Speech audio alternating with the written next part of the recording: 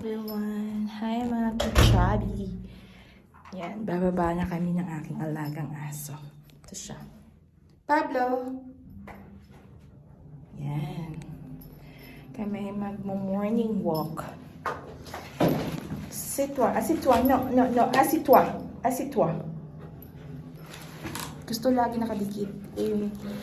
Naka-block ako, makikitang-kita naman yung pagka-block.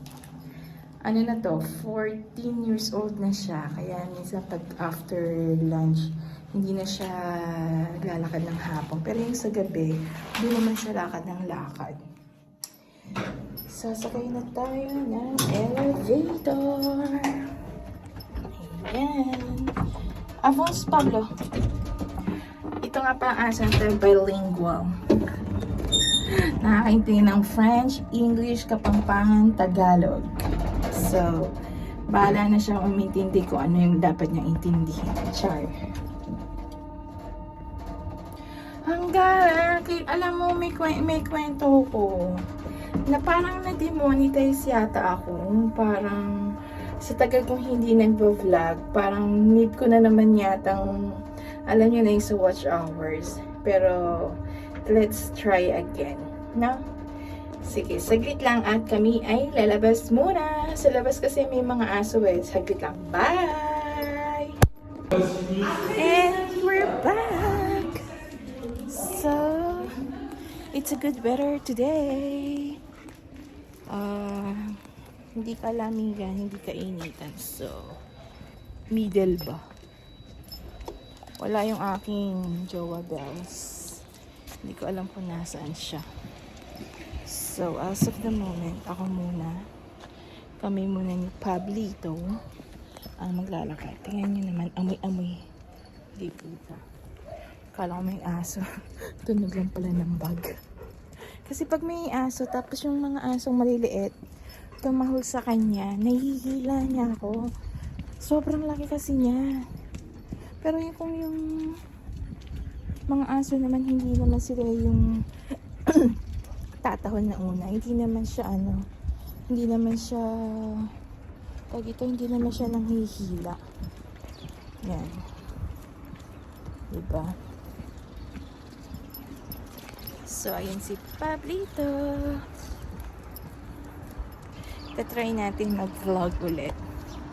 Let's see. So, please support me.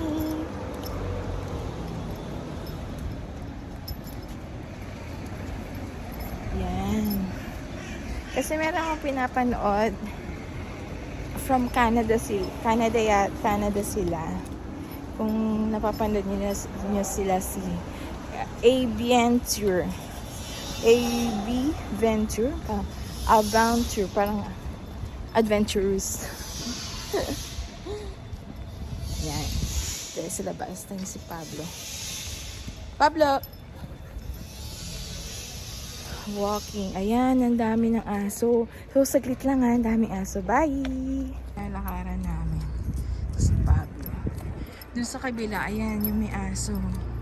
I hope na hindi siya tumahol-tahol. Kasi pag tumahol siya, may hila niya ako. Kagaya niya sa gitang. Ayan, tumahol siya. Pero hindi rin ako nila kasi ginawa akong kagad yung tali. Ito ang aking work dito sa Paris.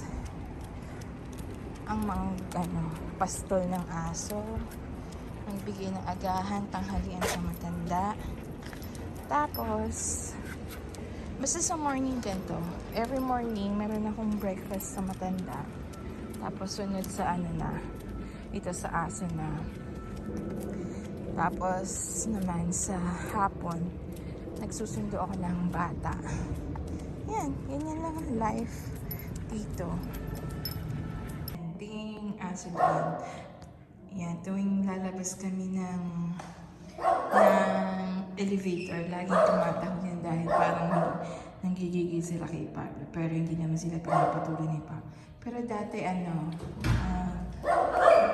nanghihila si Pablo. Siya, ront! Pablo, ront! Ay, gawin na kami. Gawin na. Sa 9th floor.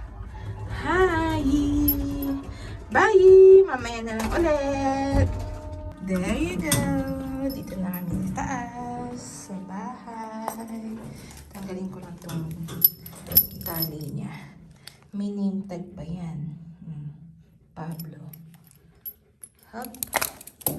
Tingnan niyo, pag hindi ko pa bubuksan, kakatok yan. Hindi ko lang sure kung kakatok siya. Silent. Ayan. Ay, hindi siya kumatok. Buksan ko na, tingal na hingal. Welcome sa mansion ni Pablo. Ayan. So, papunta sa garden. Tayo kukuha ng tae. Yan ang garden. Kasi doon, wala siyang tae. Ay, ito pa rin tae. Yan. Di ba? Ang ganda. Yan. Papakita ko sa inyo yung view dito sa bahay namin. Kung ano yung mga view niya. Tingnan niyo yung view. Ayun o. Nakikita niyo yun? Ito. Yan. Eiffel Tower yan. Di ba? Ang ganda ng view dito lagi. Tapos pag inikot mo yan, yan naman yung tinatawag dito niyan. Ito.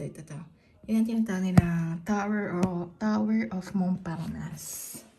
Diba? History lang, pero hindi ko like ang history. Yan, itong mga bahay, yung mga bahay na yan. Government house yan. Pero ito sa amo ko, private siya.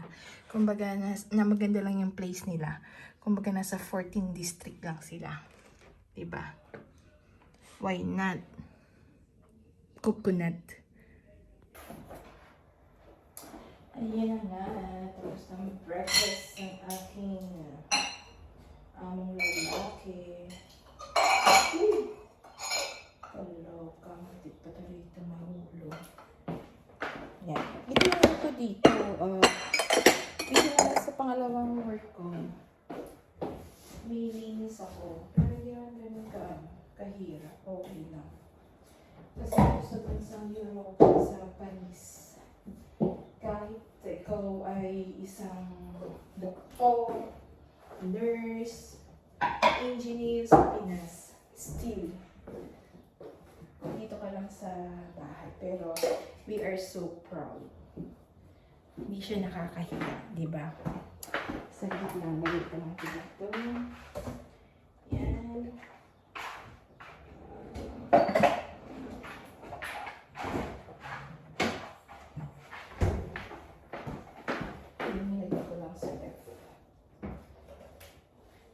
Kahit professional ka sa Pinas, wala talagang pagdating dito. Kumbaga sa, ano ba tawag na? Downgrade. Basta yun na yun. Pero they're very, very proud. Tsaka, malaya ka ditong gawin. Kumbaga, kung ano yung ginagawa mo sa bahay nyo, or maybe depende rin sa amo. Yan. Mabait yung mga amo ko. Hindi naman din ako pagod dito. Mas pagod sila sa akin. Char. No. Mabait lang talaga sila. Super bait. Tsaka, wala sila lagi dito ng lunch, minsan ng dinner. Pero pag Diyos ko, pag nag-lunch naman, talaga namang wagas. Wagas din ang kanyang ano. So, tanggalin natin saglit para malinis na. Dito kami mag-i-stay ng jowa ko. Next, ano, sa Friday pala. Yeah. So guys, hanggang dito na lang ulit. Mga ka-chubby, see you soon. Bye!